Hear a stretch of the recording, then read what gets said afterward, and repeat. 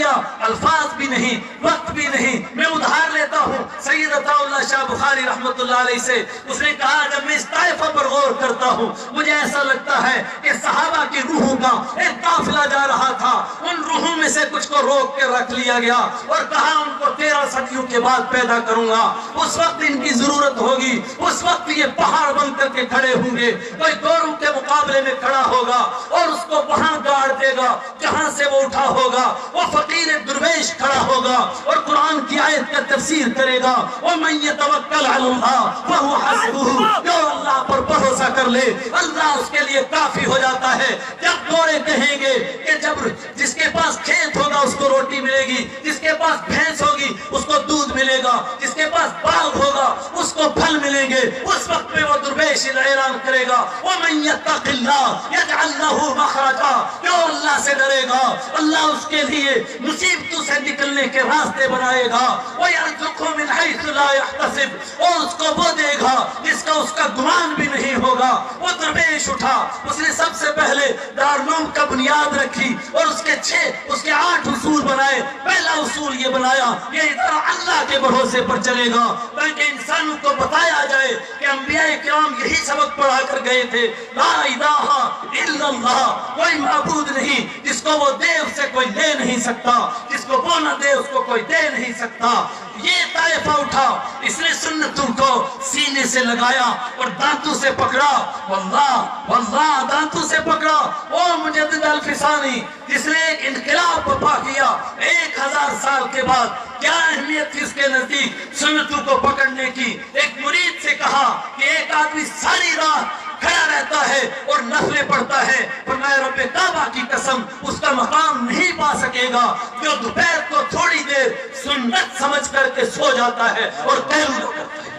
دونوں ہاتھ بلند کر کے نعرہ تکبیر. اکابرین امت قاسم العلوم والخیرات علامہ قاسم نانوتوی, حضرت مولانا محمود الحسن گنگوہی, حضرت مولانا اشرف علی تھانوی, علماء حق علماء دیوبند, جلد علماء حق علماء دیوبند, تنظیم علماء اہل سنت والجماعت, وزیر قوم ملت حضرت مولانا غلام قادری صاحب, نعرہ تکبیر, شان رسالت. کھڑا ہوا, یہ طائفہ منصورہ کھڑا کیا گیا.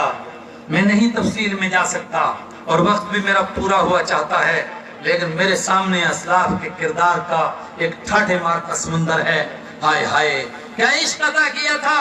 حضرت گنگوہی کے پاس کوئی آیا کپڑا لے کر کے, کہا کہ یہ مدینہ سے لایا ہوں. دوسرے کسی نے کہا حضرت مدینہ میں کوئی کپڑے نہیں بنتے ہیں, یہ تو باہر کی فیکٹریوں میں بن کر کے جاتے ہیں اور مدینہ کے نام پر لا کر کے لوگ بھیجتے ہیں حاجی لوگ اور دھوکہ دیتے ہیں آپ کو. فرمایا رب کعبہ کی قسم جس کو مدینہ کی ہوا لگ گئی ہے اس کے مقابلے میں دنیا کا کوئی کپڑا نہیں ہو سکتا ہے. حضرت کھجور بانٹنے لگے اور ایک آدمی کو تھوڑی سی آئی, ایک نے کہا حضرت یہ حقیر سی ہے, اس کے اوپر کیا یہ تھوڑی سی.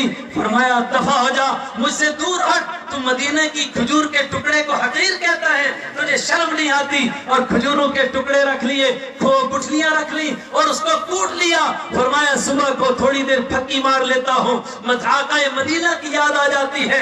آخری وقت میں بوڑھے ہو گئے, آنکھوں میں سرما پھیر رہے, سلائی پھیرتے ہیں. لوگوں نے کہا حضرت سرما تو بنائی کے لیے ہوتا ہے, بنائی تو جاتی رہی, اب سرما لگانے سے کیا فائدہ. فرمایا سرما بنائی کے لیے نہیں تھا, یہ محمد مصطفیٰ کی مصطفی کے لیے تھا. وہ تب بھی تھی جب بنائی تھی, اب بھی ہے. میں نے تب بھی رب کعبہ کی قسم کبھی سرما بنائی کے لیے نہیں لگایا, میں نے سنت کے لیے لگایا, آج بھی اسی لیے لگاتا ہوں. ہائے وقت ساتھ نہیں دیتا, گھڑی کی سوئیاں تیزی سے دوڑتی ہیں. بس میں آخری بات کہتا ہوں, دل کا امت قد خلت لہا ما کسبت ولکم ما کسبتم ولا تسألون عما كانوا يعملون. اور میری جماعت کے ساتھیوں, میں آج صبح سے یہ بار بار کہہ رہا ہوں اور تیسری مرتبہ آپ سے کہہ رہا ہوں, اپنے اکابر کی موجودگی میں کہتا ہوں اور اس سارے مجمع سے کہہ رہا ہوں. قرآن نے کہا, یہودی کہتے تھے کہ ہمارے بڑے بہت بڑے تھے, ہم پیروں اور پیغمبروں کی اولاد ہیں. قرآن نے کہا جھوٹے ہو, دل کا امت قد خلت لہا ما کسبت ولکم ما کسبتم. وہ ایک جماعت تھی انبیاء کی, وہ ایک جماعت تھی بزرگوں کی, وہ ایک جماعت تھی ولیوں کی, وہ گزر چکی ہے. لہا ما کسبت कसबत वलकुम मा कसबतुम, उनको वो मिलेगा जो उन्होंने कमाया, तुमको वो मिलेगा जो तुमने कमाया। मेरे साथियों, आज कमजोरी यही है, हम कहते कासिम नौरोथवी ऐसे आशिक रसूल थे कि मदीना में जूती नहीं लगाई और पाँव जख्मी से तरबतर हो गए, जख्मों से तरबतर हो गए, लेकिन फरमाया नहीं, मेरा दिल नहीं मानता है कि मेरे हबीब के जहां मुकद्दस पाँव लगे हूं वहां कासिम का जूता लगे, मैं ये बर्दाश्त नहीं कर सकता हूं। लेकिन आज हमारा अमल, हमें इस अमल का क्या फायदा, हमारे काम तो हमारा अमल आएगा। मेरे साथियों, आज अहद करके उठो, अज़्ज़ु अलैहा बिन नवाजिज़, हम सुन्नतों को अब सीने से लगाएंगे, सुन्नतों से चिमटेंगे। हमसे सुन्नतें छीनी जा रही हैं, सूखे और खोखले नहरे रह गए हैं, बस खाली कि ये पिंदरम्मा सुल्तानपुर हमारे बड़े इतने बड़े थे, ऐसे थे वैसे थे। लोग हमको देखना चाहते हैं, कौन अशरफ अली का तर्जमान है, कौन नशीद अहमद गंगोही का तर्जमान है, कौन खलील अहमद सहारनपुरी। और मैं आपसे कहता हूँ, यकीनी तौर पर आप उनके तर्जमान, यकीनी तौर पर मैं और आप उनकी औलाद, यकीनी तौर पर रूहानी औलाद है उनकी, उनके जानशीन हैं। उठो और साबित करो कि हम सुन्नतों से समझौता नहीं करेंगे। यही इश्क़ मुस्तफ़ा है। मौलाना खलील अहमद सहारनपुरी हरम तशरीफ ले गए, हज के लिए तशरीफ ले गए, बड़े दर्द के साथ कहना पड़ता है।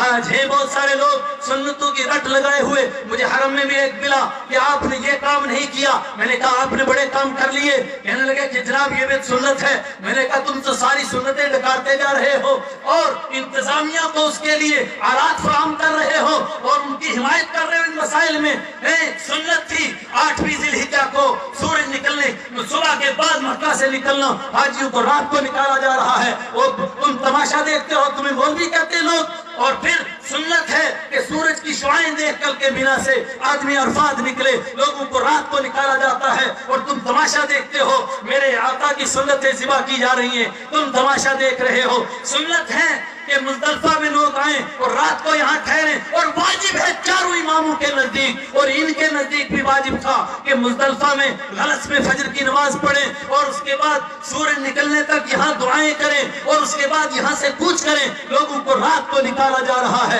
और तुम इसका तमाशा देख रहे हो। मैं उसका रूहानी बेटा हूँ जो मीना में थे। हजरत मौलाना खलील अहमद सहारनपुरी रहमतुल्लाह अलैह, वो ऊँटों का जमाना था, अभी गाड़ियां नहीं आई थी। इस वक्त के जिसको मुअल्लिम कहते, उस वक्त में मुतव्विफ कहते थे, वो आया और अभी सहरी को हजरत दुआ कर रहे थे और मशगूल थे अपने मालिक के साथ। उसने कहा हजरत जल्दी चलिए, जल्दी चलिए, फिर अरफात में जगह नहीं मिलेगी, ऊंट वाले तैयार हो गए हैं। फरमाया यहाँ से सूरज की शुआएं देखने के बाद सुन्नत है निकलना। तो कौन आया बीच में इबादत में खलल डालने वाला? उसने कहा ऊंट वाले जा चुके होंगे, फिर आप क्या करोगे? फरमाया जो मेरा रब चाहेगा वो करूंगा, मैं सुन्नत को नहीं छोड़ सकता हूँ। उसने कहा अजीब मौलवी हैं आप, आपका फर्ज छूट जाएगा अरफात में ठहरना, तो क्या आप फर्ज क्यों सुन्नत की वजह से फर्ज को कुर्बान करूंगा? कहा तू कोई मेरा पीर और मुर्शिद और मेरा उस्ताद नहीं है कि तू मुझे कुरान और हदीस समझाए, तू मेरा मुलाजिम है, मैंने तुझे इसके लिए पैसे दिए हैं, कुरान और हदीस मैं तुझे समझाऊंगा। हम फर्जों की वजह से न सुन्नतों को ज़िबा करेंगे, न सुन्नतों की वजह से फर्जों को छोड़ेंगे। हम हर एक फर्ज को सुन्नत के मुताबिक अदा करेंगे। अगर सुन्नत के मुताबिक अदा होगा वो फर्ज अल्लाह के यहाँ कबूल होगा, और जो सुन्नत के खिलाफ होगा, खिलाफे पैगंबर कसेरा गुज़ीर, ये हरगिज़ मंजिल ना ख़्वाहद रसीद। साथियों, मैंने दर्द दिल सामने रखा और आपके लिए नहीं, अपने लिए रखा। लोग हमको देखना चाहते हैं ये कितने सुन्नतों पर कायम हैं, और अल्हम्दुलिल्लाह अल्हम्दुलिल्लाह अल्हम्दुलिल्लाह ये उम्मत बांझ नहीं है। आज भी उम्मत की कोख से अल्हम्दुलिल्लाह वो जवान पैदा होते हैं। एक जवान को इंटरव्यू देना था बड़ी पोस्ट के लिए, मेरे सामने की बात है, दाढ़ी लंबी थी, उसके बाप ने पहले उसकी थोड़ी पकड़ी कि आज दाढ़ी कटा दे हैं, और अजीब अल्फाज से हमारी ज़बान में कहता है अपनू कहा है अब पे बद हो जाए वो। उसने कहा नहीं नहीं ऐसा नहीं हो सकता। उसके बाद उसके पैर पकड़ लिए इस सुन्नत को ज़िबा करने के लिए। उसने कहा मैं ऐसी नौकरी पर थूकता हूँ जो मुझे सुन्नतें ज़िबा करके मिलती है। और बाप ने उसको चिढ़ाया था, उसकी वजह से इतना बड़ा पकड़ भी बांध कर गया, और वो भी काला बांध करके गया, और अल्लाह ने करम किया वो पगड़ी ही उसकी नौकरी का जरिया बन गई। उससे उसके मसले के बारे में बात होने तक बात ही नहीं आई। उसको यही पूछा ये क्या चक्कर है। अल्हम्दुलिल्लाह